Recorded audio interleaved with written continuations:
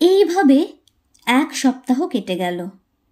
সপ্তাহে একদিন রাত্রে অপ্সরাদের সকলকে ইন্দ্রের সভায় হাজির থাকতে হয়।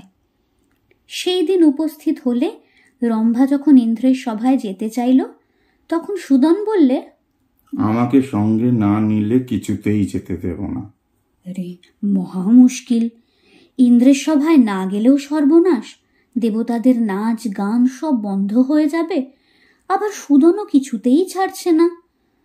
তখন রম্ভা মায়া বলে সুদনকে একটা মালা বানিয়ে গলায় পরে নিয়ে ইন্দ্রের সভায় চলল।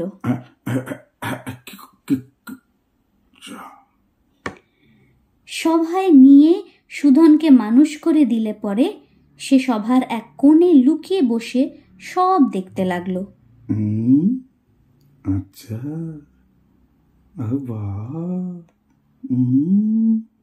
এই যে সব দেবতা। ক্রমে রাত্রি প্রভাত হলে নাচ গান সব থেমে গেল।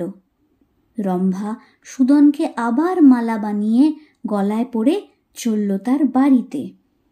ক্রমে সুদনকে বাড়ির কাছে একটা নদীর কাছে এসে রম্ভা তাকে আবার মানুষ করে দিল। তখন সুদন বলল,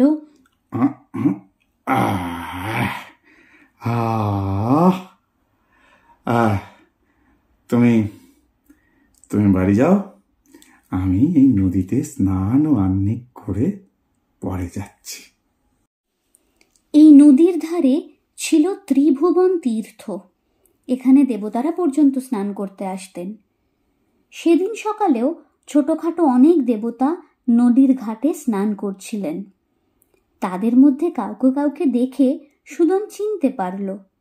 তারা রাত্রে ইন্দ্রের সভায় রম্ভাকে খুব খাতির করছিলেন। সুদন ভাবল, আমার স্ত্রীকে এরা এত সম্মান করে, তাহলে আমাকে করবে না কেন? এই ভেবে সে খুব গম্ভীরভাবে তাদের সামনে গিয়ে দাঁড়ালো, যেন সেও ভারী একজন দেবতা। কিন্তু দেবতারা তাকে দেখে অত্যন্ত অবজ্ঞা করে তার দিকে ফিরেও চাইলেন না। তারা তাদের স্নান ও আহ্নিকেই মন দিলেন। এ তাচ্ছিল্য সুদনের সহ্য হল না। সে করল কি, একটা গাছের ডাল ভেঙে নিয়ে দেবতাদের বেদম প্রহার দিয়ে বলল, এত বড় স্পর্ধা! হ্যাঁ,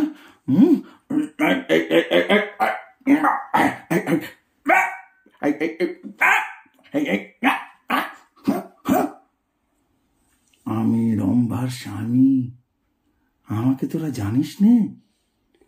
দেবতারা মার খেয়ে ভাবলেন,